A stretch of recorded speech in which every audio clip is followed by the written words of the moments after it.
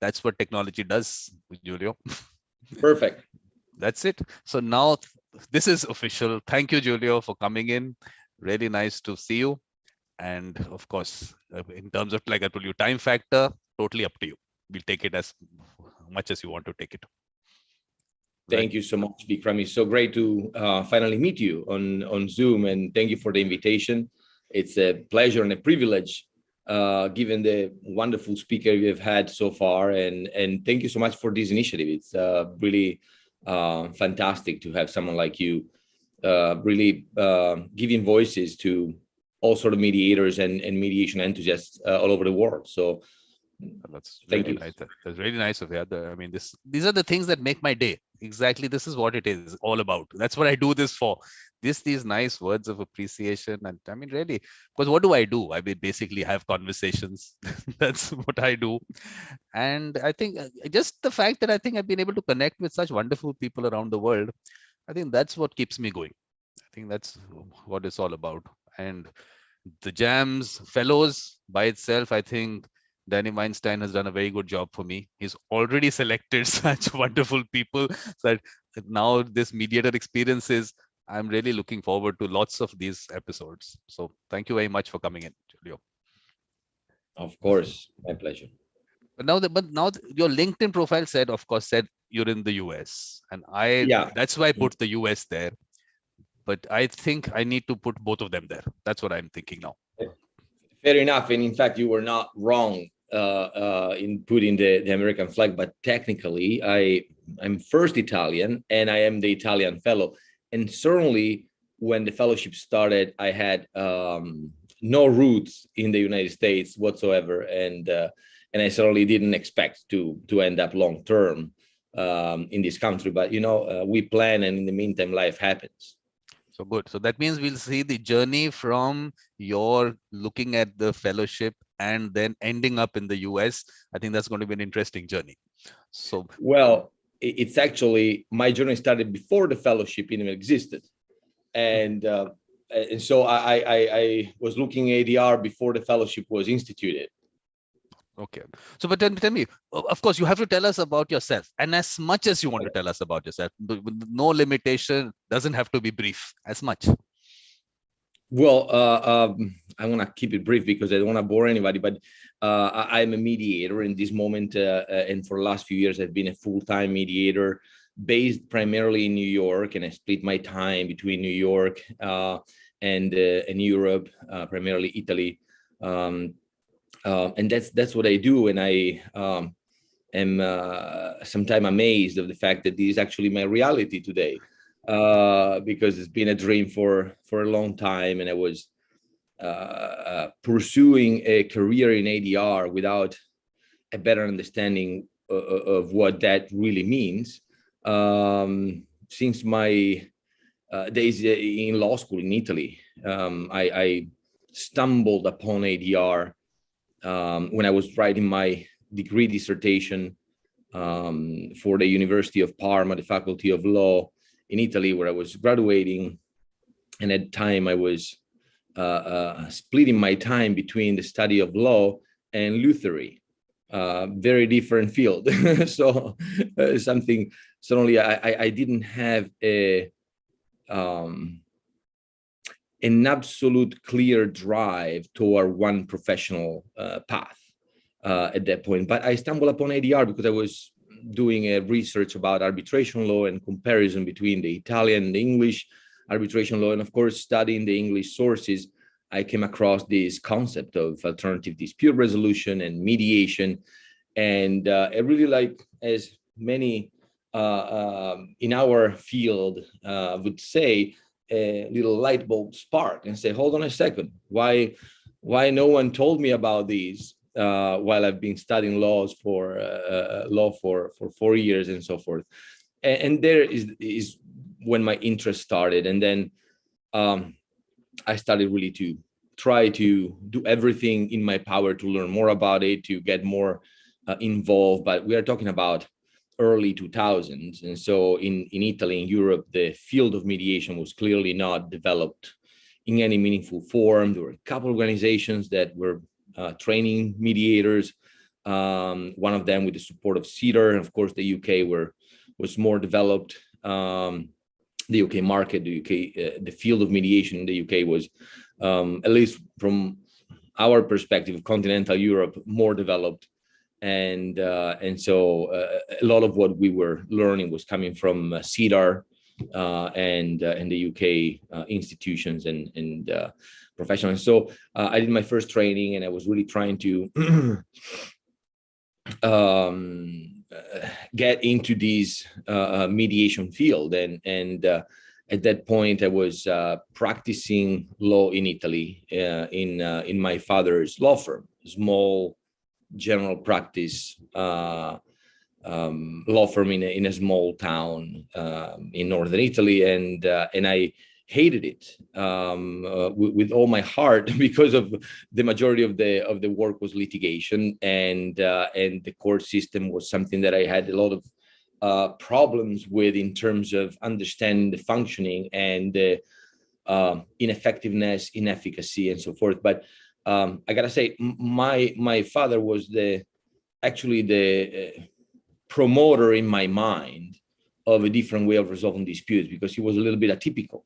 He always tried to allow the parties to talk directly in the hallways in the courtroom, and of course with the strong upset of the opposing counsel oftentimes, and try to help them resolve disputes amicably without being a mediator. And so he really had that practical mindset and human-based approach to resolving disputes and helping the clients. So that, I think, put the seed in me, and then finding out there's a field dedicated to that type of practice, of course, sparked my interest, and so I ended up eventually working for ADR Center with Giuseppe De Palo and Leonardo D'Urso, who I'm sure you know, at least by name, two amazing individuals who created one of the most impressive organizations in terms of ADR services, based in Italy. It was really a pioneer in Europe at that time. Apologies. And I worked with them for about a year on a very interesting project for the European Commission to develop the field internationally. There was a wonderful, remarkable experience. But I was asking them, listen, I want to mediate. I want to see mediation. And they say, well, the only real way in which you're going to be able to see mediation in practice at a good level, a good substance that we know about, is if you're able to visit JAMS offices. And so we can write an email for you. We know the people there, we have contact, and see whether they would allow you to see something. And that's where everything started without me knowing. There was this email sent to the then office manager at JAMS in San Francisco, San Francisco being the largest and busiest office, at least at that time. And I packed my things. I bought a ticket. I rented a room in San Francisco for a month, very ambitiously hoping to be able to spend a significant amount of time in the JAMS offices. And I went. And as I arrived with a broken English, I know I still have an accent. I don't hear it much, but people remind me. My English was certainly more tentative than it is now. Although even after 15 years, I feel I'm still learning every day a little bit of the language and the layers and the subtleties. But I showed up at JAMS and told, hey, I'm the guy from Italy. And this was about 15 years ago. I told them, the email, that's me. I would like to know everything you guys do and do it myself at some point. And, the reaction was like, okay, well, we're really busy. And Vicky Satrap at that time was the office manager, wonderful individual, very welcoming and super smart. And she was extremely busy. And so she said, why don't you sit there, read these brochures for a little bit. Today is a crazy day for me, but let's connect at the end of the day so that we can see, I can learn more about you, and I can tell a little bit about And so my thought was, well, I didn't really travel across the world, like across an ocean. And that was my first time in the United States. I never even dreamed of coming to the United States. I had no particular interest or desire. And so I started roaming around around the office and speaking with everybody and telling them, hi, my name is Giulio. I want to be a mediator. What do you do here? And everybody was in equal amount skeptical and welcoming. And the main comments I would always hear is like, well, what we do is very confidential. It's high level. It's difficult. It's for people with gray hair or no hair typically. And that was the leitmotif. But I was very lucky, and people were amazing to be so generous with their time and listening to me and making an effort to understand what I was saying and talking to me. And I found one mediator who had some connection with Italy, was particularly welcoming and intrigued with the opportunity of having me observe one of his mediations. Say, if you can have my case manager convince the parties and the lawyers to have you as an observer, tomorrow I have a mediation, here are the briefs. If they say, okay, you can sit in and be the fly on the wall. And so that was the start, and that happened. And the day after I was in mediation. And then that lasted the entire month. Every day I was observing a new mediator, basically. But I know that you asked me the story about me a little bit, and I'm going into this is perfect. This is perfect. This is exactly what it's all about. This is just the start. This is just the start. But the interesting thing that's come out from this whole thing is, of course, accent is perfect. The accent is required. It's always a nice thing to hear English in different ways. But I'm really thinking that your father was the real person with the mediator mindset. Because I keep saying mediator mindset. A mediator is someone who you can say I'm a mediator, but you have the mediator mindset. So he had that. I think that. Yeah. But of course that was. Yeah. Very much in his. He was all about positivity, being grateful for what you have, or looking at the bright side, and he was always about fairness, about being correct, about helping community and people. As I look back, and he passed away a couple of years ago, way too early. And as I look back, I realized more than I ever did while he was alive, how fundamental his input and his influence in my life journey and professional journey. And I always recognized that he was really the one who boosted my confidence and pushed me and helped me. I want to make a small parenthesis to give you an example. When I decided to really not have anything to do anymore with my father's law firm and his partner and the associates and everything, meaning professionally, not that I didn't like the people, I just didn't want to be there. I didn't want to do that as my job. Everyone in town and my relatives and friends were telling me, you're crazy, you're stupid. Really, everyone was making comments in that sense, thinking, of course, that they were, being right and being my friend and my supporter, telling me, you have like a very solid, successful legal business. You can just take it and run with it. And there's stability. Would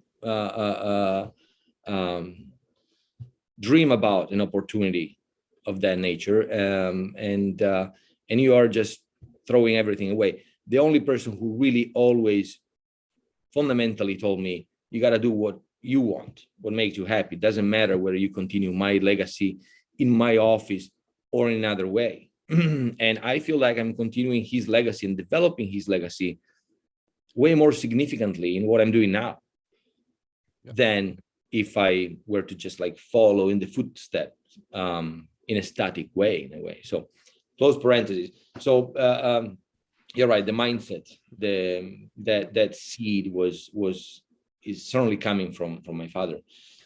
So, I don't know, but Giulio, I don't know whether you followed that other series that I do, Evolution of a Mediator. I do in that, of course, I had Danny Weinstein. In that, and I saw the recording, of course. And sorry I couldn't join. Yeah, but the next one you'll have to join on the next one on 26th of February. Please join us on that date. But the whole thing behind that series was this, that mediator mindset. I mean, a person evolves as they go along, but there is some fundamental aspect that is there. One is, which is why I take people through their childhood and their parents and their grandparents also, because that value system that you get is a very important aspect of being a mediator. There is lots that goes into it. I keep saying this, and you'll hear me saying this number of times, that 40-hour factories don't make mediators. It is a life journey. It is a value system. It's an upbringing.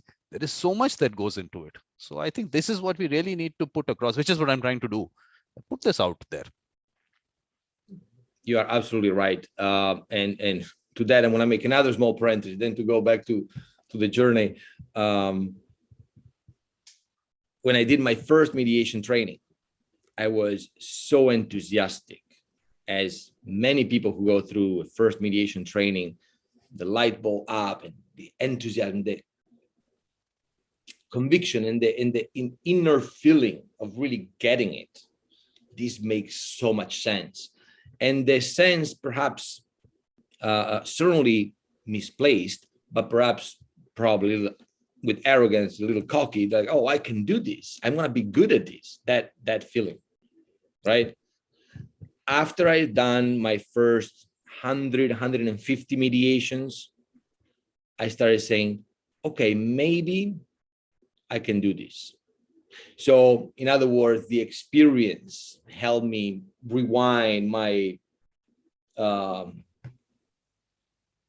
look at it and really understanding through experience how many layers and how many subtleties and how difficult and how complex, and regardless of the size of the matter, the value in monetary terms or the number of parties, the complexity may depend on all those factors, but doesn't necessarily. So complexity is hiding in every corner in a mediation because it's conflict.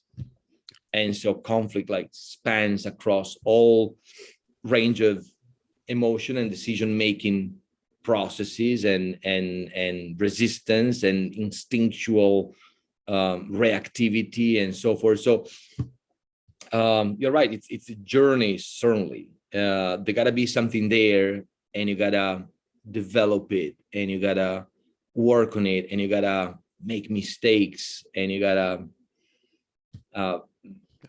it's really, now I feel very comfortable at this point having a mediation, and once in a while there is a mediation that is really outside my comfort zone, in the sense that it gives me a sense of strong anticipation. Am I going to be able to manage this large group of people with these many complex issues? Of course, and that's all good pressure that comes up, because that, of course, then motivates you to go the extra mile and so forth. But the comfort level in really managing the process, being aware of the multiple dimensions that are going on, and that we as mediators are not substantively responsible for, but we are responsible for in the sense that we need to create a container capable of accommodating all those dimensions, right? Otherwise, we are failing as manager of the process for the parties. Anyway, it's interesting what you're saying. No, it's very interesting. That's why, thank you. But that's why I was talking about the time frame, because I have seen some of your chat, and I know that between you and I already know we can go on for a week without break, probably speaking. So Okay, so what basically want to get the JAMS fellowship aspect out of it first, and then we can go on, and then as much time as it. Perfect, that's all right. So basically, you're the first batch of fellows. You're the first cohort.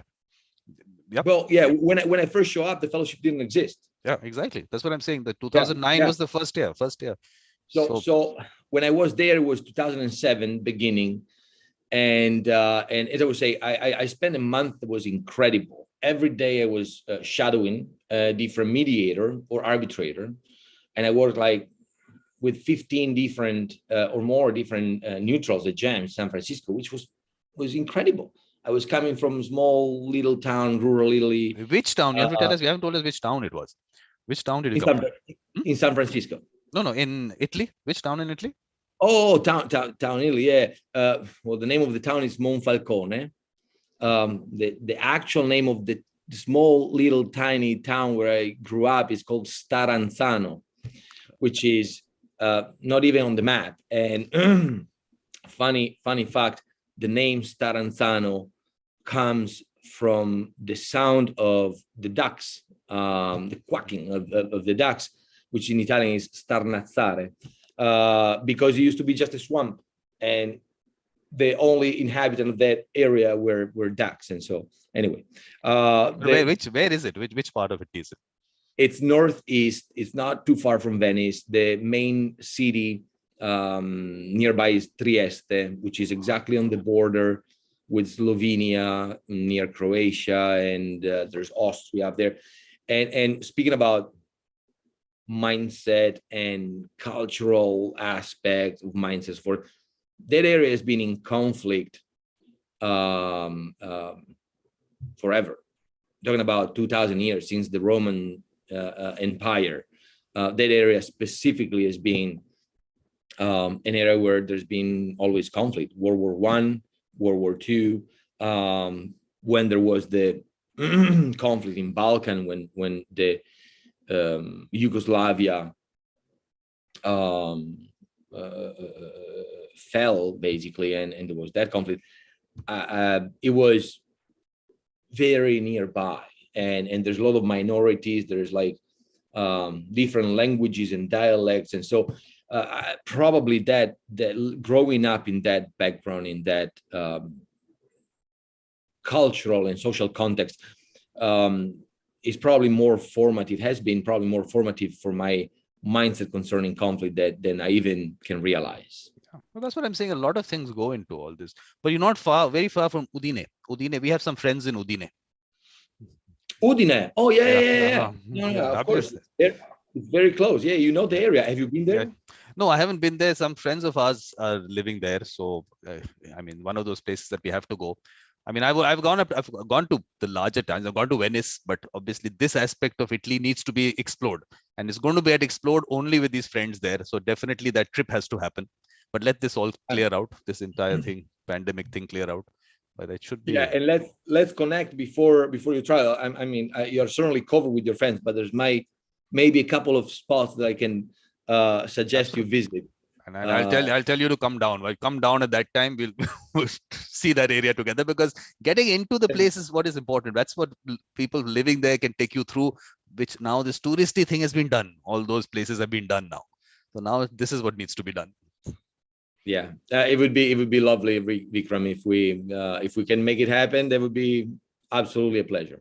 Well, definitely, we have to do that as soon as things clear out. Yeah. So I wanted to go back to the journey you asked me about. I don't want to leave you hanging with that. What happened is that for the entire month, I had this incredible, amazing experience.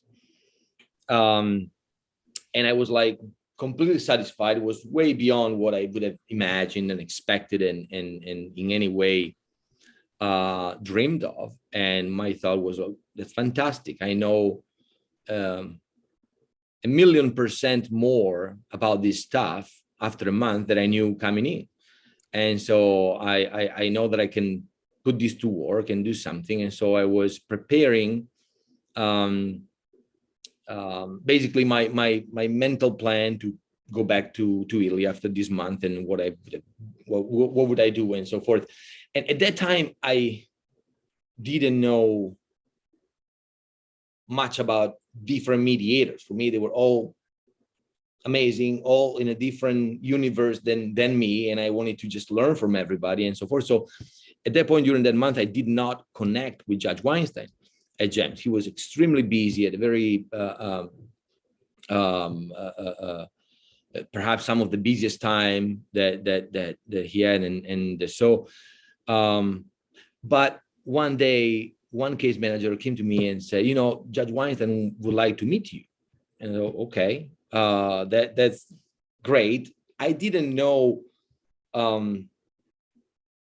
the level of sophistication and size of his practice at that point. I didn't have an appreciation. Then I heard that they would amicably call it the company within the company, for how successful and powerful he always was in his work. So in any event, I of course happy to meet with this Judge Weinstein towards the end of my experience, and I people were telling me he's like one of the best, one of the founders. He's like has wonderful practice of complex cases and so forth. So of course I was excited, but my mind was just towards the end of the experience. So I didn't think that there would have been an encounter that literally changed my life, but it did. And so I met with Judge Weinstein, who speaks some Italian, and he's fond of Italy because he lived there while he was a student in an exchange program, had friends there and so forth. And so he invited me to have a mediation with him the day after or 2 days after or something like that. And interestingly, the reason why Judge Weinstein wanted to meet me has nothing to do with mediation, nothing to do with Italy, nothing to do with anything that we'll be discussing. And I learned about it afterwards. And so I need to make another parenthesis. You see how many parenthetical in today's conversation. What happened was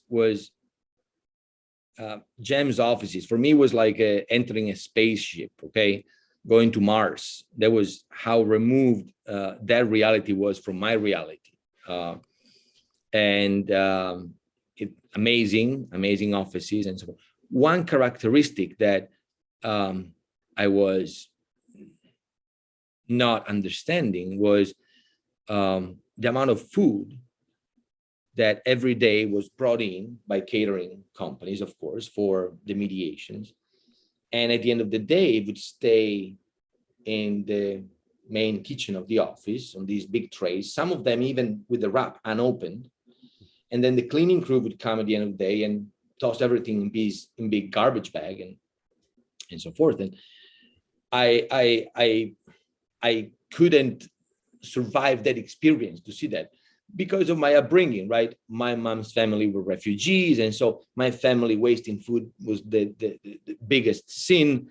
And I grew up with that mindset of like, you cannot waste food. That so was already difficult to see, but that was coupled with the fact that JAMS office in San Francisco and the financial district, Embarcadero, and then I would walk home. And walking home to my apartment was like a 20 minutes walk, lovely, a little bit uphill. And I would walk through Market Street, which I haven't been in San Francisco for a couple of years, but back then was full of homeless people begging for food and begging for.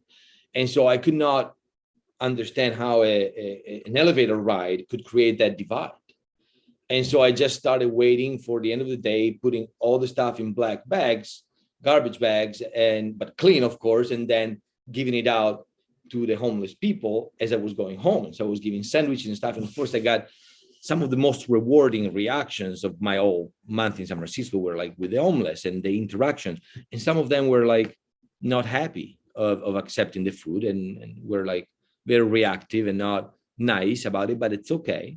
Everybody has their own reason. So the rumor at JAMS San Francisco was that this poor Italian guy spent all the money to get to San Francisco and didn't have money to feed himself, and so needed to collect the sandwiches. And probably they thought I was eating a ton because I would literally get every day. And so every day I would wait the end of the day. Everyone, I wouldn't, to be the last one to exit, so that I could fill the bags with food and do that. And so there was the rumor, because people noticed, of course, this poor Italian guy would, and it was, not exactly what was going on. Although I was traveling on my own dime. I didn't have, of course, resources. But then someone saw me giving out these sandwiches, so the rumor changed. And so I didn't know, but I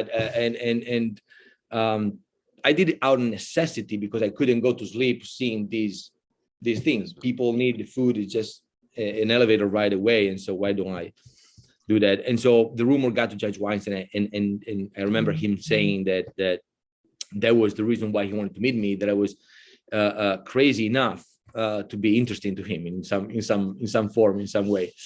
And so that's that parenthesis. And so I met with him.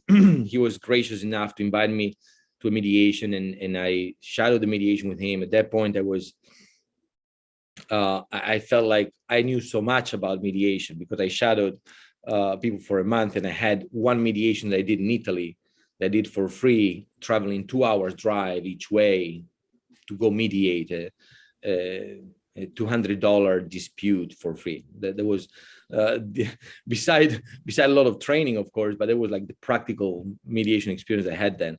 And I was speaking with him without realizing the level of the opportunity of me learning from that person. And but we kicked it off, and at the end of the case, it was a frustrating mediation day, because it was a recurring case with like third, fourth session. So I didn't have a full understanding of what was going on. People were talking about things that were already ongoing and occurring. And he said at the end, this is not the best mediation for you to learn the process. And there was Thursday, I would remember, would always remember.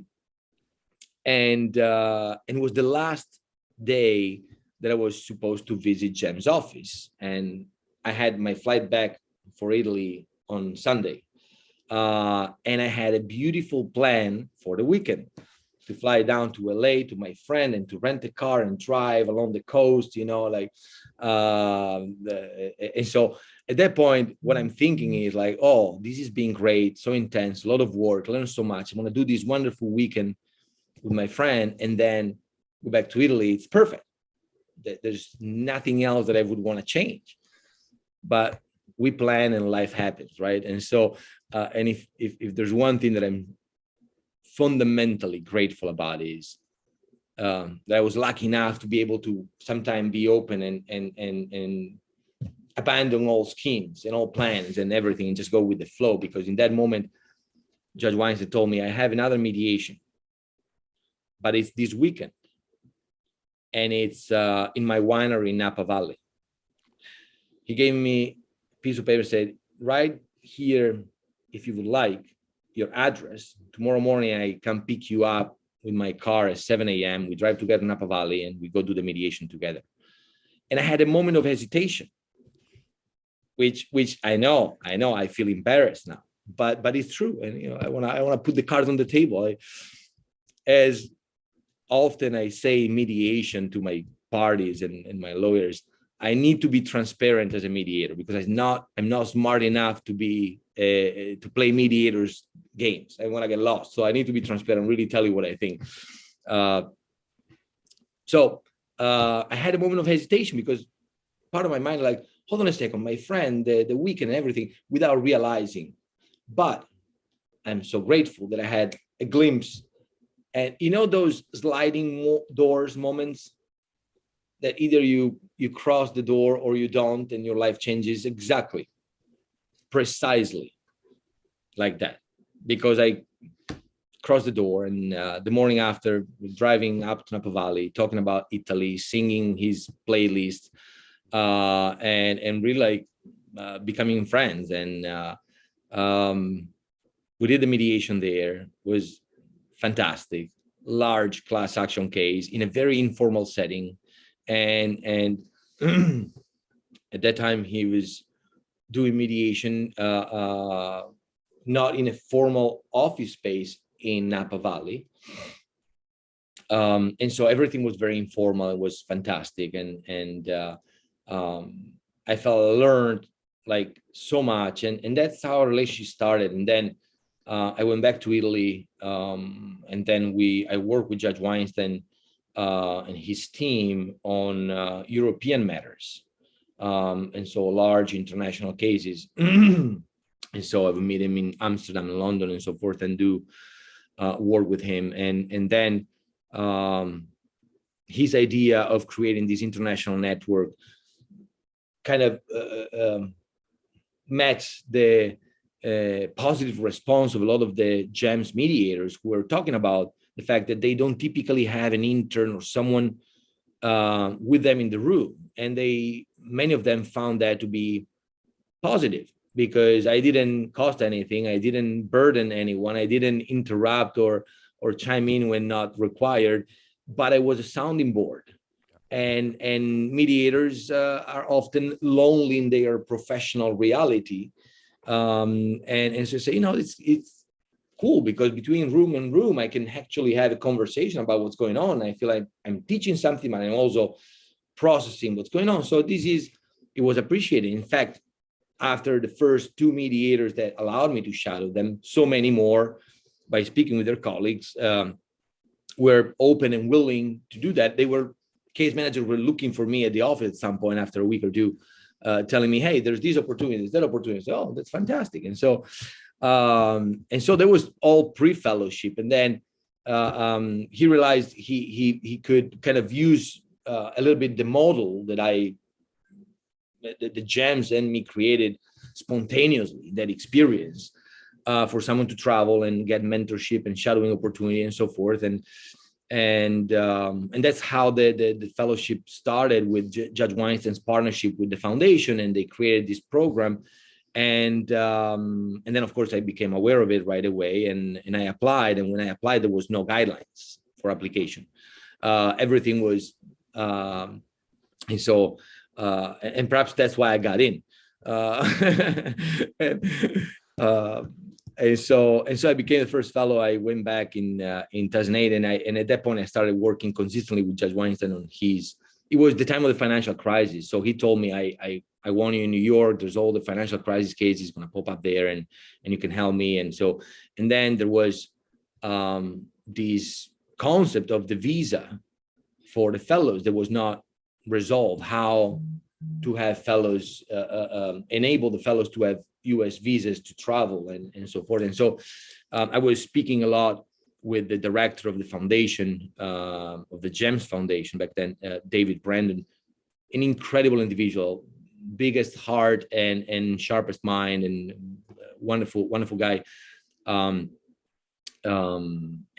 we were talking about how to structure the elements of these fellowship and so forth. And so the concept of a partnership with academic institutions came up as like a very important element, for the education on the subject matter, to give the academic component to the fellows, but also because the university can sponsor visas on a study justification, study basis, right? And so that gave me access then to do an LLM at Cardozo, starting with Professor Lila Love, who's another wonderful individual and one of the most knowledgeable people regarding mediation. And she's been an endless source of inspiration and learning for me. Very formative year, the one at Cardozo and so forth. And that's how that whole journey developed well beyond my imagination and wildest dream. And then, of course, I started creating a life in New York. I met my now wife, and I have family. And so I split my time, but I'm based in New York, and I actually became a US citizen during the pandemic at some point. The pandemic is all a mush. There's no year, week, months, is all one. Anyway. You see how much I can talk with one simple little question? Well, this is what I need. But now we have to figure out what changed your life. That person who told you to go to JAMS or that Napa Valley trip. We have to decide that. You're right. You're right. You're right. Absolutely. I gotta give credit everywhere, where and all of it. All of That's it a lot did. of foresight to even think, because I imagine no one was doing that, and you actually land up there and without any plan to be able to do that. It's a very major step, and someone to even suggest that to you, I think that person was someone who had some foresight, major foresight. Oh yeah, absolutely. And well, good point, Vikram. That's exactly right. And that person is Giuseppe De Palo. And you're right. I owe him a ton of gratitude for, and I am very grateful for that suggestion. Giuseppe is one of the smartest people I've ever met, and that's for sure. And But he's still with the United Nations, or is he still working there? yeah. Well, I think that, I mean, this kind of a thing to do, I think ideal to be able to get that experience, practical experience, because I mean, that's just to see an institution of that size, that actually such institutions exist, because otherwise I don't think there are such institutions around. I mean, at that stage, and look at that year that you were in. So I think that was something which was quite wonderful. I mean, their foresight was there. But I think, but in terms of the ADR center, then who are now, of course, Adi was on the show. Adi is also, of course, part of the ADR center. Yeah. Leonardo, I haven't been able to get on the show, any of my shows, so that'll happen when it happens. He's So, very busy. yeah, that's what I'm saying. He's doing lots of work. I think that whole opt-out model is what he's taking around the world. I think he's busy doing that. Yeah. But then after that, I mean, you basically, in a way, got this whole fellowship together. I mean, your inputs there and your being there, and the fact that something like that came up. So other fellows also should be thankful to you. I don't know. I was just lucky enough to be at the right place in the right time, and probably naive enough just to believe that anything is possible and just go with the flow. And so I think many other people in the same with the fortune of being the right time, the right place, may have done as much. But I'm just thinking that aspect about what you did for the homeless, I mean, that was a good thing to do. And just the fact that disparity exists, and that to even see that disparity, and I mean, you would think, okay, maybe in the US it doesn't happen, and then you land up in the US and you see that happening, and to be able to even understand why it does, because obviously those questions we'll always keep asking ourselves, but to be able to do something about it in that little way, I think that's important. And that's where the value system comes in. Yeah, that's where the value system comes in. Your upbringing comes in. I think that's also important. Which is what I keep saying, that those are very important aspects which sometimes people forget, because obviously what you're being brought up with, you can't, at that point of time, things are being told to you. It's not that at that point of time you understand the good and the bad and everything, but it's being programmed. And then it comes out as an output at some stage, I think, which is very important. I hope you'll be doing the same.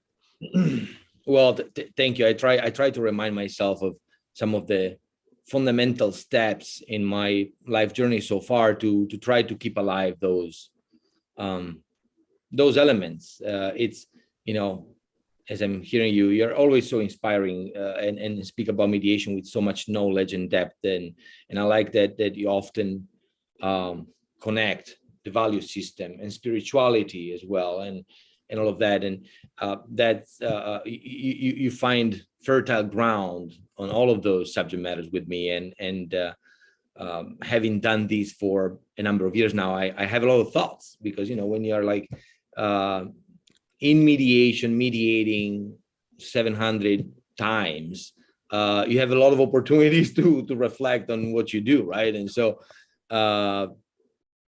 I often thought that mediators have no authority, and that's one of the fundamental principles, but they have a ton of power, and to access that power as mediators, I think that's the challenging part in being an effective mediator, and to access that power. Really, the fundamental, as everyone who is passionate about this and knowledgeable about this know, the fundamental key element is the listening, right? Because you start reducing your interference with the reality that you're there to support, really. And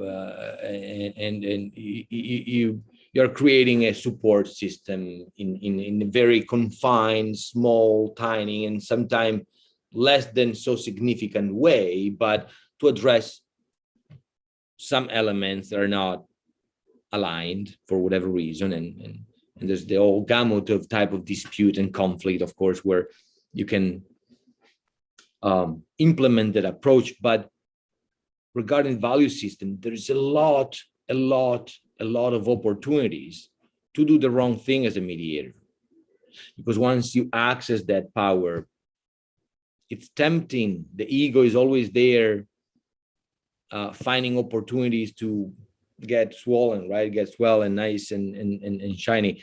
There's so many opportunities for that in most mediations, in my opinion, from my view. Maybe I have a larger ego than normal, but I said, and I hope not, but I try to contain it if I can. You don't have that, and you once you have the mediator mindset, all that balancing happens on its own. You don't even have to think about it. It's just part of you, so it's not even something that you even have to worry about. Well, thank you. Very, very kind. And so the concept of we are there in service of the parties, really, and the concept of like our job should be reduced to very simple, basic principle if we want to do it well.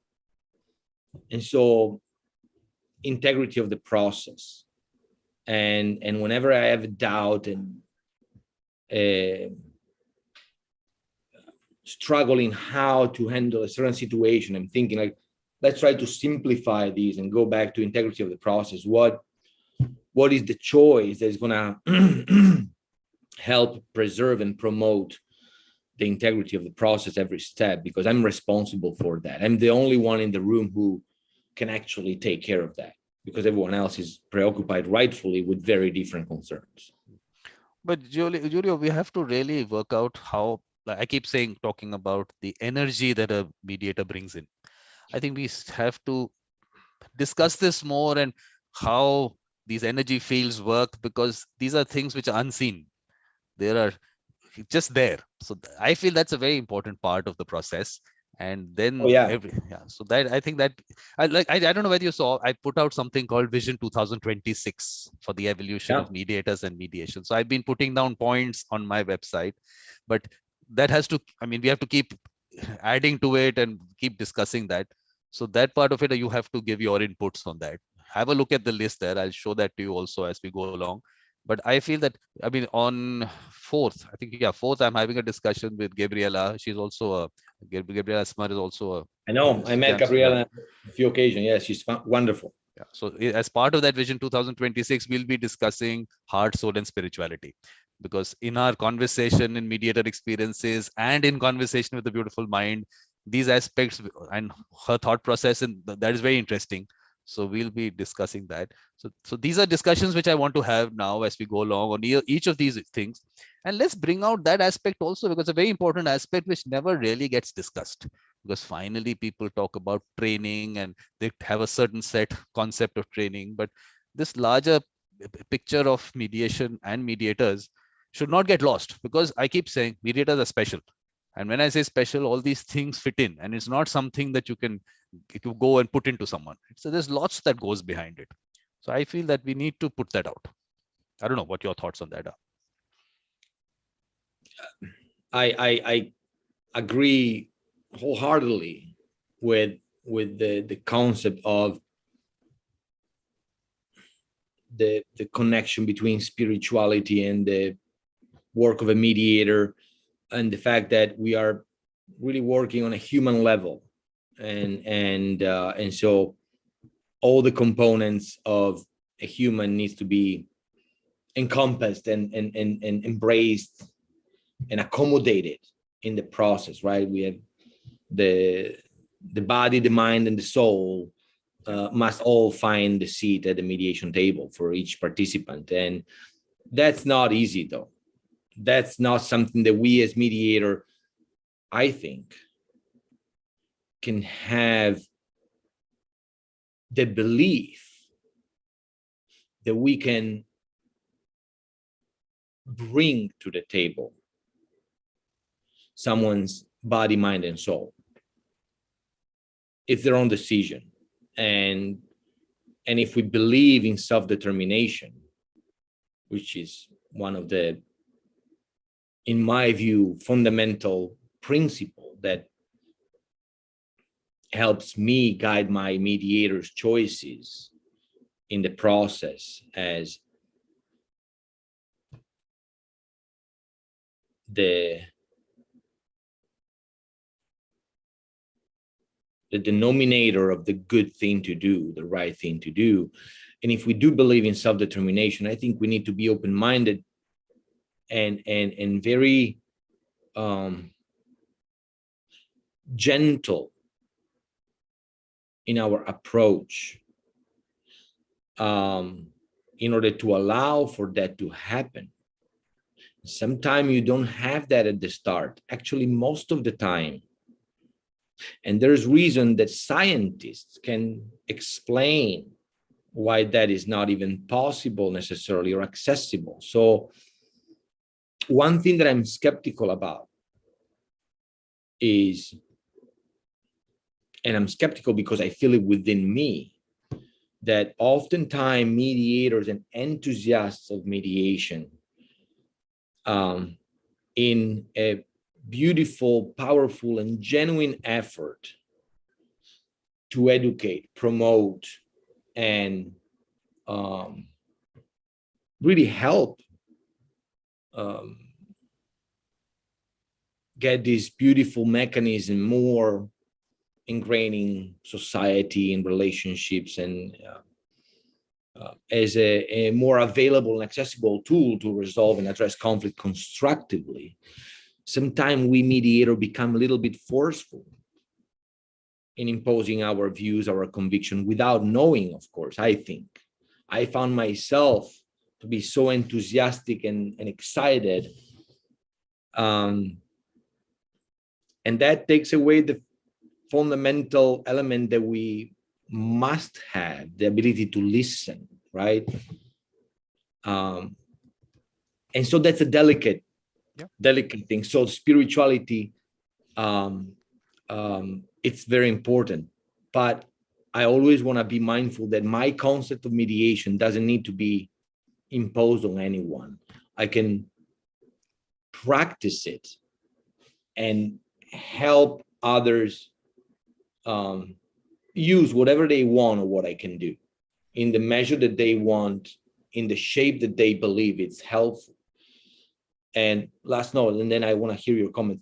I think that realization is not insignificant in the commercial side of things. I hear a lot of preoccupation and complaints almost regarding the fact that it's difficult to make a living as a mediator in most parts of the world. Even the US, where it's extremely developed, it's not that you just like go out there and put the shingle on the door and say, hey, come, and people will come. I can testify firsthand. Not easy for so many reasons. So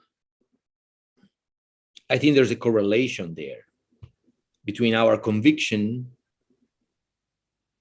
and the ability to satisfy an actual need for which there's a market, and therefore make it into a profitable profession. Well, my thoughts on that are that the important thing is that well, like I'll keep saying this, that the energy and of course the spirituality and everything is part of what the mediator is, but the energy and all that the mediator brings in cannot be gauged through any meter or any instrument. So people don't realize that it's just that flow of energy, and you're bringing in what you bring in.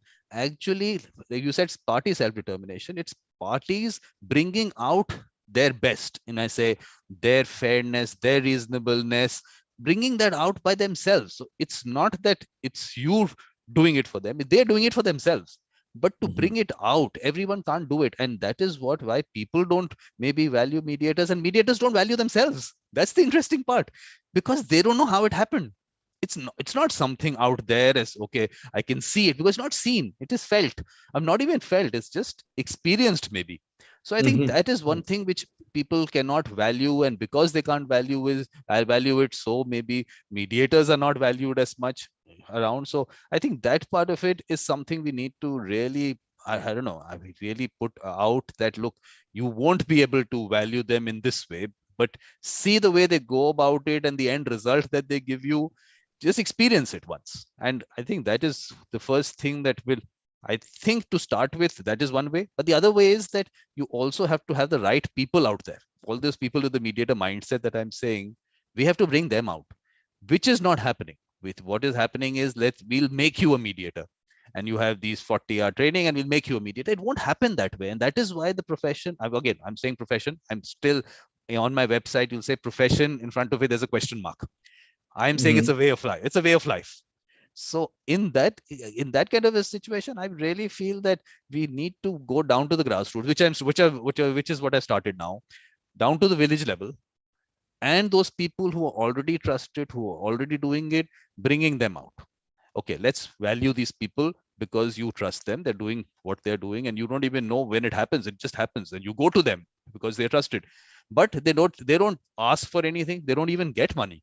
I just had one discussion with some people from a village in India, and I said, look, what do? Do you give them something? Yes, we give them love and affection. That's not good enough. you, you have to value these people, because these are the people who are really providing the value. You will go out and pay, I don't know how much, to lawyers. Some people even sell off their land to take care of litigation in this country. The poor people have Mhm. all kinds of situations. You'll do that. But this person who can actually help you resolve your dispute, don't value them. So I'm bringing that out. Okay, one is villages and communities in towns and cities. I think that is what got missed out. People thought they can actually make mediators. I think this is where those people with the mediator mindset and identifying them, that did not happen. So I'm looking at it from that perspective, and I'm saying it's not a short-term thing. That's why I put out this vision 2026. And that's, if 2005 years is also not enough. I mean, obviously it's going to be a work in progress. But I feel I'm trying to lay that path, and I think that is the way things will happen. And this whole people to be able to do it on a full-time basis, I think will happen, because people then would want to go to them, which might be missing today. I don't know. What would you think? Yeah, no, um, I hear you. I don't disagree with anything you said. Um, uh, I think the recognition and the ability to establish um, a mediation practice in any specific reality is probably dependent in large part from the conditions that are there, that are present in that moment in time, in that specific place, and that is true for a defined geographical area as well as for global disputes. What is the environment in that context that affect the ability of the people we may believe may need us to also see it the same way? But I'm still saying that it has to be experienced to understand. And even when you experience it, people don't understand how it happened. Sometimes they don't even they underestimate Yeah, what the mediator does, because it just happens. you're Like I right. say, yeah. So I, I think you're right. It's they call them soft skill, which I don't particularly like necessarily, but certainly it's a nuanced type of activity that is, it's a humanistic activity essentially, right? Exactly. So it is, you're right, it is something that only through direct experience you can appreciate in terms of valuing it. I agree with that. And even when you see it, I'm telling you, a lot of these things, like I said, are happening because of other things than what you can see. Like I said, the energy fields that I'm talking about can't be seen. It just happens. So you think, oh, what did the mediator do? It just, okay, we did what we did. No, it was because that person was present. If that person wasn't present, would the same thing happen or not? But you don't know that because the person was present. So how do you compare? So a lot of these aspects, I think, also take away from what people's understanding of the process, because they think, oh, what did he do? We did what we did. I mean, and the good part is the mediator should not, the people should not feel that the mediator did something, but the mediator has done everything. Would be. Right. Yeah.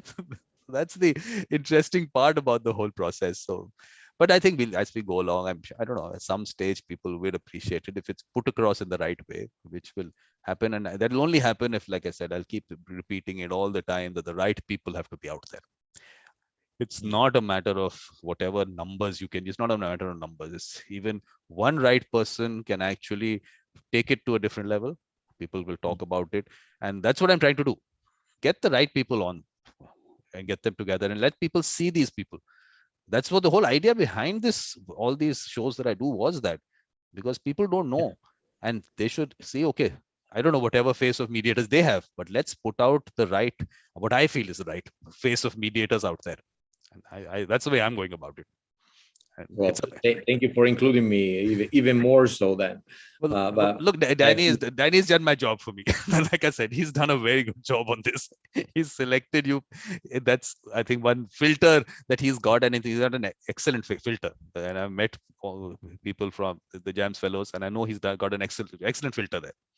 He's really helping yeah, him and run. I think, and I don't want to speak, of course, for Judge Weinstein, but from what I've heard from him, he would probably agree with you in that sense that there are people out there that have that mindset, that inner ability or talent or something, and I think that was part of his thinking in creating the foundation, the fellowship program, sorry, in creating the fellowship program, because he had the experience to meet in other parts of the world these local people. I don't remember if he mentioned it in the discussion with you, but he often speaks about his experience in after the Yugoslavia war, in his involvement in helping distribute the asset and mediating that.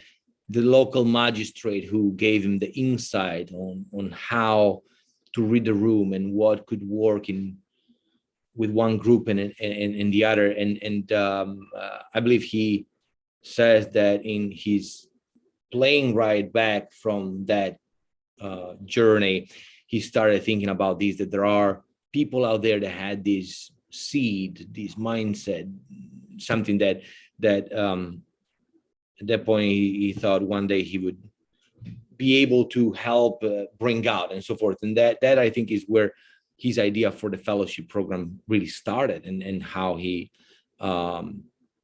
decided that he wanted to give opportunities to these people and seek out.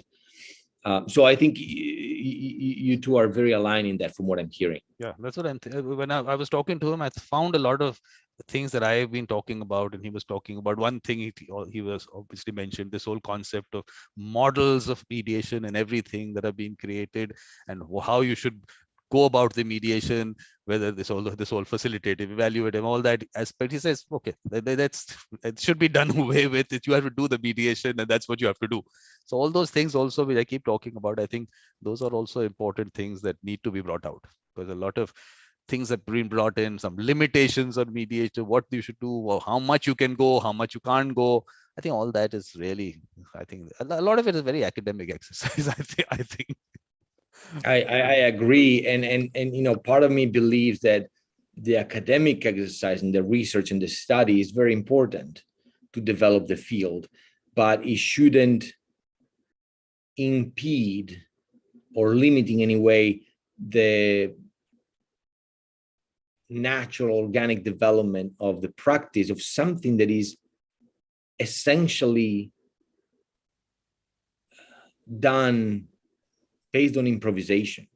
Exactly. Because that's what it is.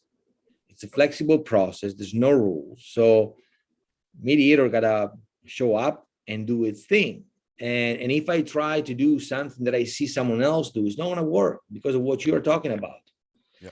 And so I feel very, very privileged because I had such incredible mentors, and I was exposed to reality that are like beyond what I could have ever dreamed of in terms of really seeing in action some of the largest disputes being mediated, some of the most talented people, and seeing people repeatedly. And you see that the best, most effective mediators, they don't do the same thing over and over. They don't have the same energetic frequency for each case because they can attune with the reality and they get into the dispute kind of naked, if you allow me. Exactly. That's the thing. That's yeah, absolutely. I And think there's that's so the many important different part. approaches, so many different approaches.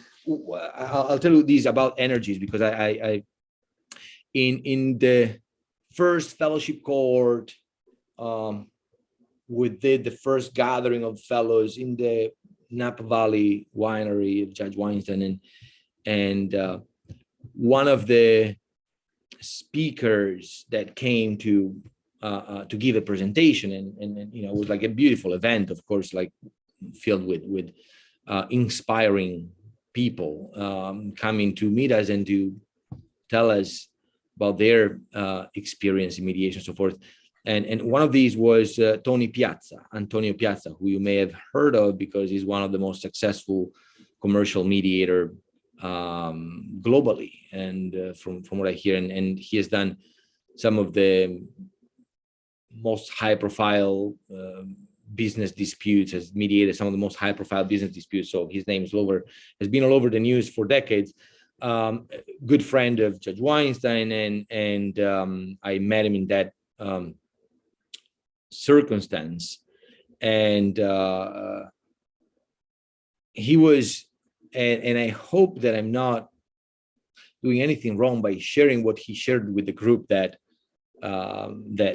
time, but a technique, mediation technique that is only happening in the mediator's own head. When, and I also hope not to be butchering horribly his teaching, because I don't expect to be able necessarily to transmit his teaching fairly, but I want to try because it was something that I applied in my own practice, and it was like extremely interesting and effective and transformational in some circumstances. In a moment in which a mediator feels caught in their own thinking, thoughts and opinions, and start going into their own reasoning and interpretation, and try to and so when you don't know what to do in a way, and when you are feeling a tremendous impact of reactivity from someone, in the participant, in silence, think in your head, looking the person in the eye, I love you.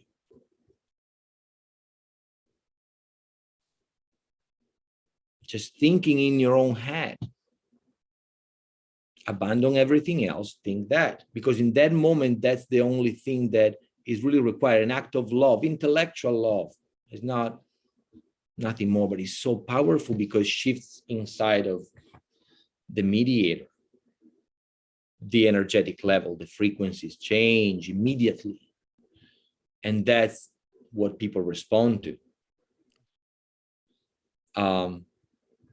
I amazing person. I have so much respect and admiration for Tony Piazza as well. And I had the privilege of working with him on a number of matters as well. And seeing him at work. And one day he gave me another nugget of advice that I thought was one of those things that you only realize over time how precious it is, right? You find a small stone on the ground, and then 10 years later you say, oh, but it's a diamond actually. Very simple advice: stop thinking. And he has a beautiful explanation for why that is important, and that I'm sure I will butcher, so I'm not going to try. No, you have to try. But you have to try. You have to try, because look, we can now miss out on this. Please, we'll ask him again, maybe later, but we have to get your view on this. I had to put it into practice and try, because I found myself in a situation where I didn't know what to do, and I remind myself he's teaching stop thinking, because the thinking is the active the activity. There's an effort in thinking that we are promoting, we are pushing, we are putting our energies into that, and all that happens in the frontal cortex, right, in the rational part of the brain and so forth, and that takes up whatever bandwidth we have. But when that happens, we have been in the mediation for enough time, probably with the study time, the pre-mediation phone calls, and the initial stages of the process, in which typically you don't find yourself, oh, what am I going to do now? Nothing. That comes a little later, right? When things emerge, when there's some work done. And so he says there's, and I hope he's going to forgive me if I'm really giving a bad interpretation of his explanation, but there is so much more that you are aware of in your brain, in your being, regarding that dispute, regarding that process, regarding that situation. There's so much more. The segment that you can utilize in your active rational thinking is a portion of it.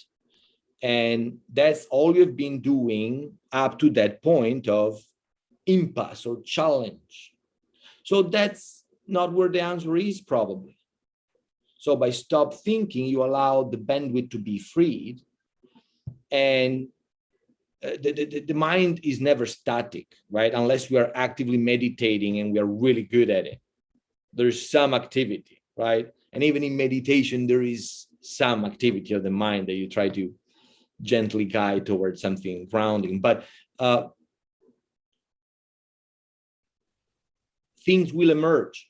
And so all the other stuff that you are aware of, you know of, or maybe you're not aware that you know of, or you perceive that you haven't processed, or they start emerging. And that's how actually your ability to act effectively originates and develops. Anyway, I can go on. No, I'll tell you where I don't know whether you've heard me. I don't know how many shows you watch, but I keep talking about this, that we have this quantum computer here.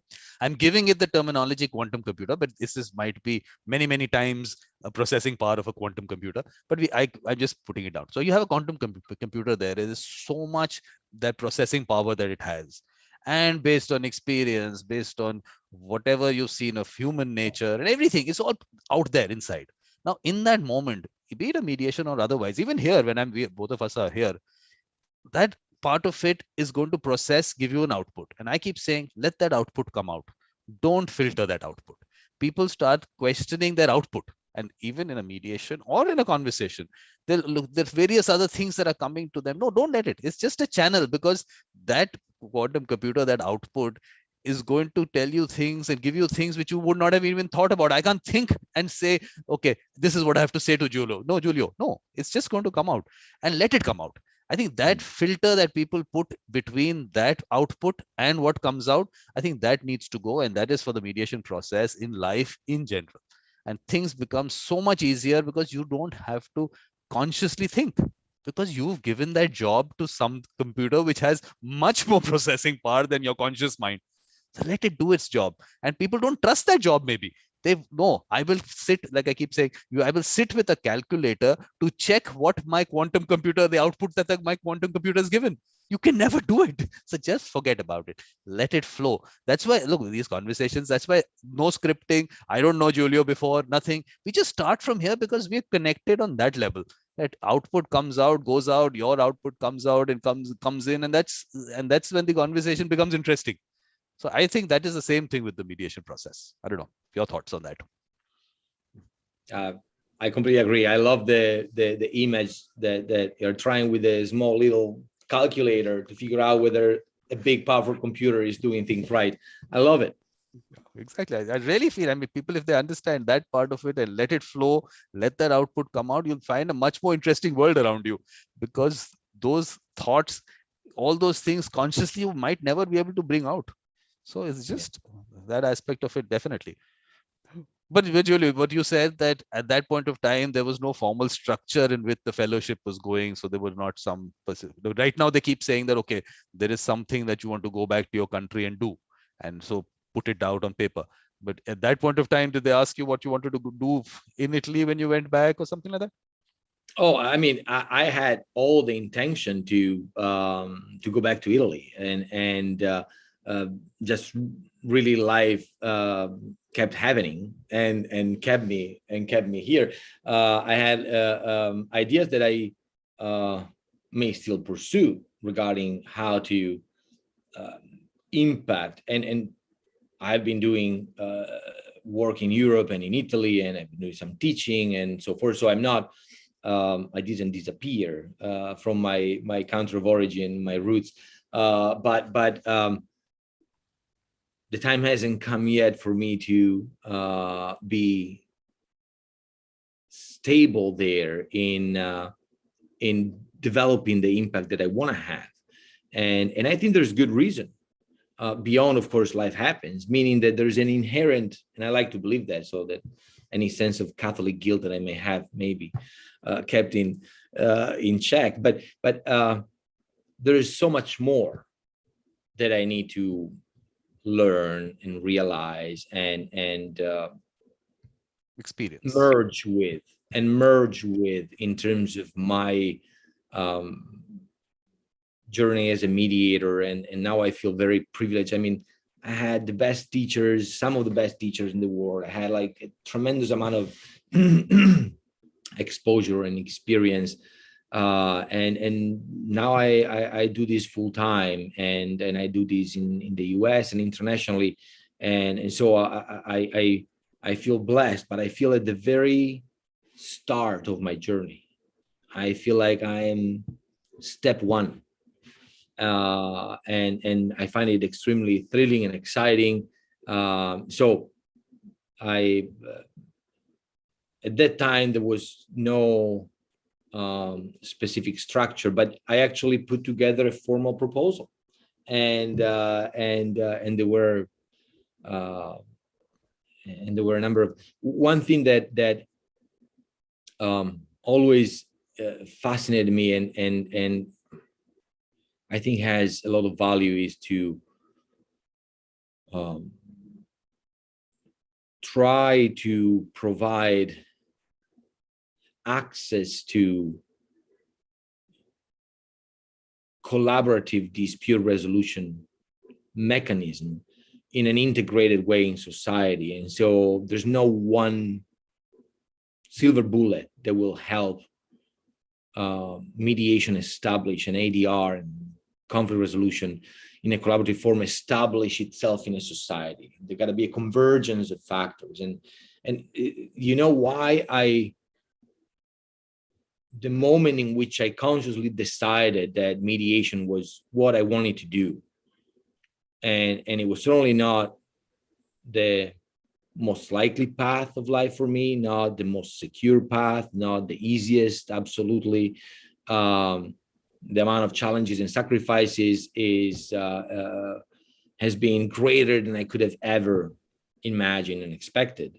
But at some point, I remember distinctively feeling this sense of discrepancy in my own community. So in Italy, and I'm at some point, I'm trying to remember the years, but before my graduation, so before I became interested formally in mediation, but I was already in law school and so forth. There was a lot of animosity in society in Italy against the intervention and the war that were developing the Gulf and Middle East and so forth, the intervention of other countries and so forth. And there was, I remember this image of like an apartment building, a condominium complex. Almost every single window of that apartment building had a peace flag and a message, "Stop the war," and something like that. And then, if you go to the local court, you would see that at least 30 to 50% of the people who live there have had a dispute between them in the same building and brought it to court. You have no idea the amount of litigation that in Italy exists for the parking spot or in the building or something, because legal fees are not so extremely prohibitive as in other countries. But even if they don't get to court, even more, the volume of conflict in the community, so in the building between neighbors. And I had this realization: how can we genuinely believe that we promote and even ask for peace somewhere else in the world that we've never even been, when we're not able to cultivate and develop and nourish and nurture peace with our neighbors? And there was really an enlightening moment. We said, no, these gotta go from the nearest you can reach as a seed to develop, and not asking for peace in another continent, but fighting with your neighbor. That's a paradigm that is flawed inherently. And so there was a moment in which I felt something was coming up and in me, and then it developed the way I told you. Well, I'll still go back to what I said, that identifying those people with a mediator mindset in communities, they will bring that reasonable voice and that reasonable, fair kind of an atmosphere. And I think that is where people will start experiencing collaborative dispute resolution at that level, which they will take wherever they go, be it workplaces, be it in government, or wherever it be. So they have to experience it, and it's a good place to experience it, because there's not much at stake. Maybe your parking space is at stake, maybe, but getting the right person inside, which I think we have moved away from because of the individualistic societies that have developed, and the way society has changed its ways in terms of its priorities and everything. So I think those people is all I'm saying. You have to help me also, the US, Italy, Europe, wherever. Let's just put this word out that let's find those people. Let's bring them out. And once we bring them out and we get them on a platform and we have discussions with them and put them out, maybe we, like I want to do, I put out video clips, little clips of them, let people just be exposed to these people and other people talking about these people. And I think that's where the movement will come in, and where people will have access to real people. One is a concept. Yes, there might be people in this world who can bring peace and everything. No, that's a very large concept there. Actually, on the ground, okay, I can identify with this person. Yes, I know this person. I've been told about this person. Whatever. Let them connect to those people as real people who exist in their communities out there, and let's bring that out. That's the way I'm looking at it right now, and you have to be part of that, Giulio. You have to help me in that.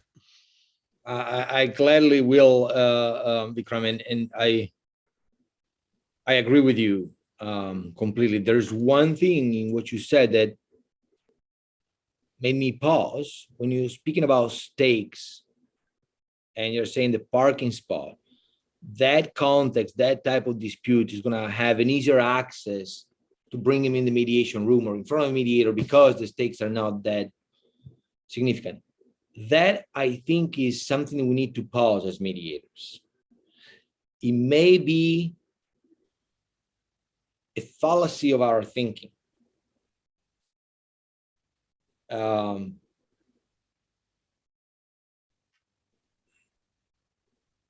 The concept that an outsider, someone outside of a dispute or a conflict, can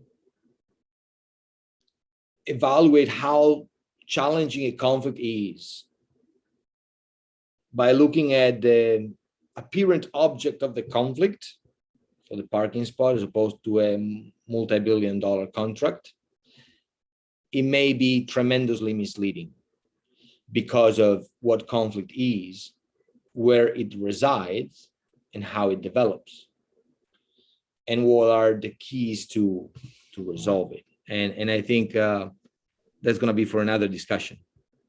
No, that's interesting what you're saying. But for me, the only thing is that just let people experience it. And Yeah. that is what is not happening. And once you experience it, and interesting part, someone was talking about in general, in society, let us give conflict management training and this and that, and make them good human beings in terms of non-violent communication and all that. I said, look, let them just experience one mediation. They'll learn everything on their own. Everything will come to them. You will not have to teach them anything beyond that. That one experience by itself changes people.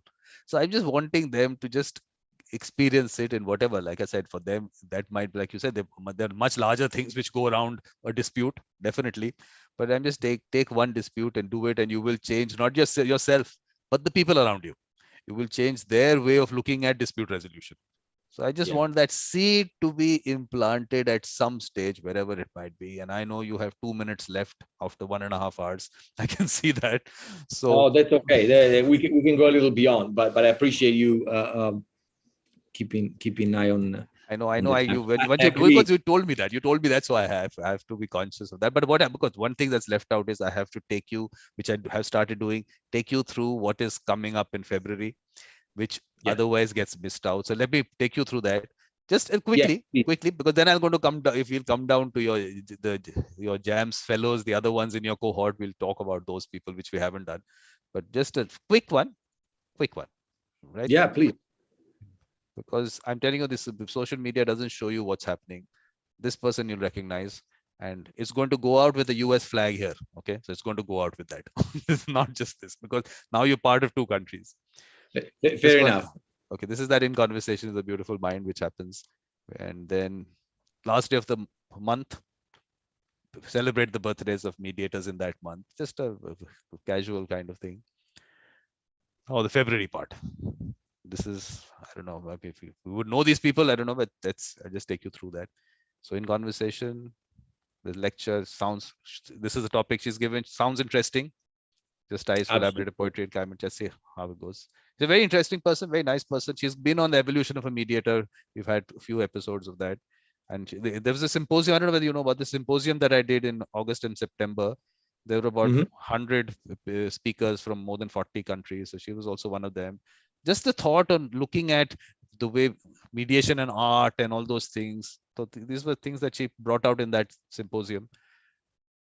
Then Gabriela comes in to discuss, like I said, heart, soul, and spirituality. Again, look, two countries. Yes, because I know this. She's got that citizenship, so why not put it out there? She's also Constantia is also a friend of Gabriela's. She's one person in the symposium who said that I am in my lifetime, I want to see that I can practice as a full-time mediator.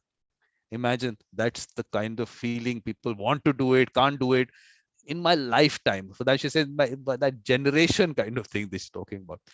This I found this something that we need to explore. Mahatma Gandhi and mediation. A lot is spoken about Mahatma Gandhi and the way he went about whatever. I mean, was it mediation, not mediation? We have an objective discussion on that. Absolutely, every field can learn something from the experience of Gandhi. Yeah. I mean, and we have to objectively discuss whether it is mediation or not. And let's not just say because Gandhiji was doing it, so it is mediation. Was it or not? And all the aspects around it. This is Elena. I gave a very nice message on New Year's. I put it on my post. I wish I can. Maybe I can make you listen to it separately. I'll make it later. But very nice. It's just this small little clip, but it felt really good. I'll actually play it for you. Okay, he's also, yes, this is that JAMS fellow. And then Eleni, I don't know. You'll know Eleni, I'm sure. I don't know. And then Bernie Mayer's new book. So this is another show that I do, talking books. We had one with Ken on, I think, on Wednesday. It's Wednesday only. 2 new books he's written. Yeah, that book is on my reading list. Yeah. Okay. Ken's book or Bernie's book? Ken's book. Yeah, the trap of neutrality trap. Okay. Yeah. Okay. This is from Ghana. This is part of that Vision 2026. Just have people, mediation visionary, as I call them, to give their views on what they're looking at. And then Danny comes again on Saturday, 26th, which I'm expecting you to be there. And then last day of the month. That's how it is. That's fantastic. Thank you for sharing that. At least, look, I'm telling you, seriously saying that social media gives you a very limited view of what's happening, because you'll see one post and that's it. But I mean, I'm trying to figure out a way that people can understand that on LinkedIn also, if you want to keep a tab on posts of someone, you have a bell icon in that profile. On that profile, there's a bell icon. You can press that and you'll get a notification when some post goes out. I just want people to do that because it will make my life easier. But I keep putting out posts on all these things, and I feel that people make my life easier. I can do other things at the same time. So that, yeah, no, that's terrific, and you're doing such an amazing job in connecting people, in promoting the concept of mediation and conflict resolution, and I think the entire ADR community is very, very appreciative of your work. Was really nice. I mean, I also don't get to know, but what I did was there's some people who were following me on LinkedIn.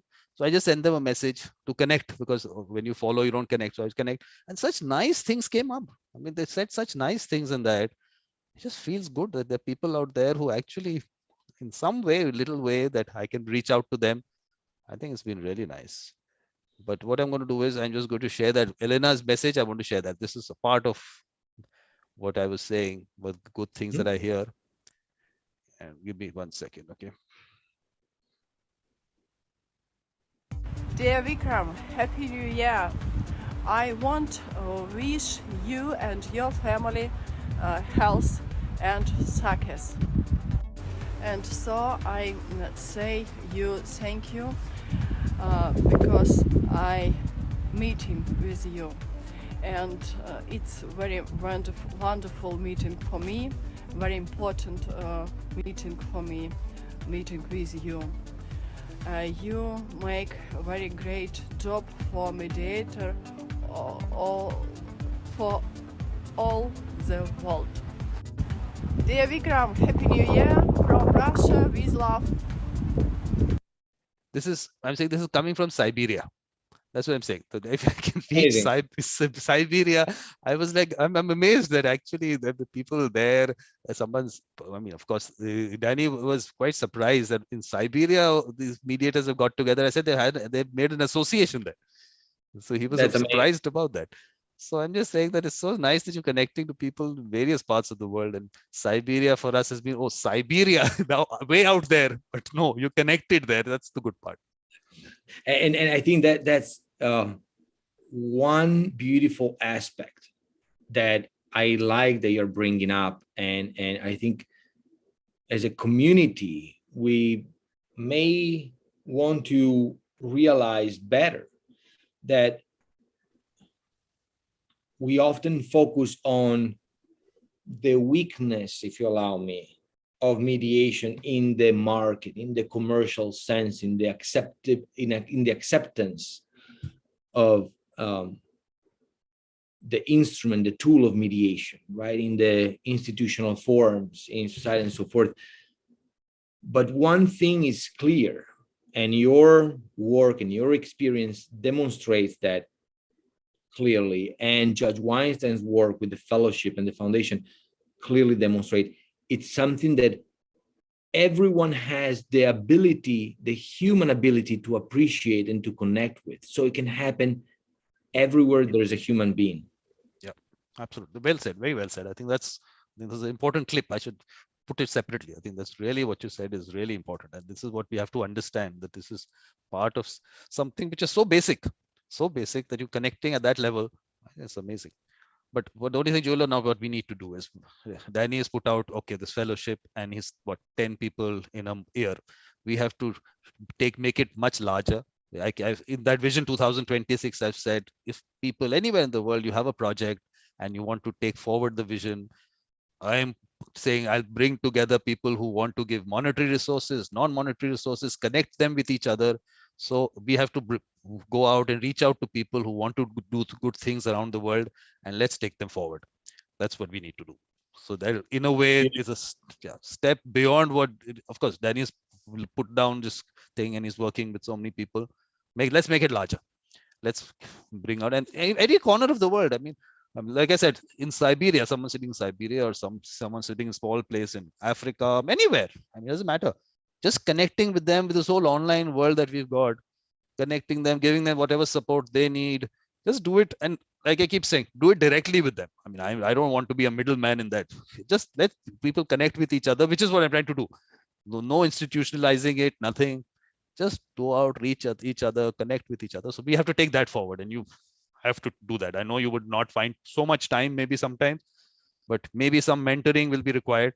You might need to mentor them, whatever. Please take out some time for that.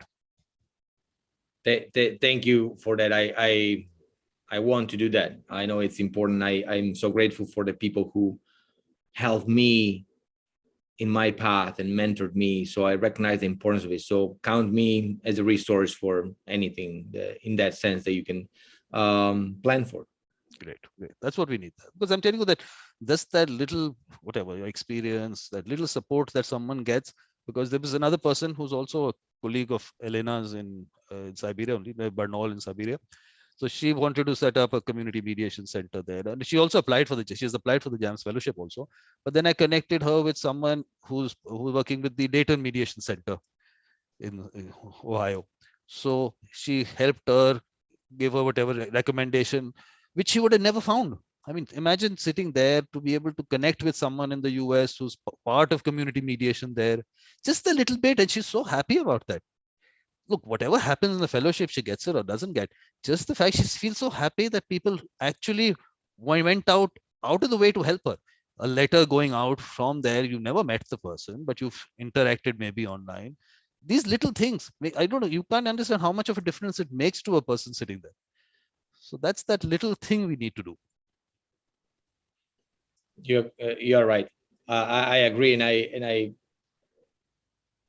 like that you focus your attention on these, because too many of us often don't. And thank you for putting forth that type of work, that energy, and that intention.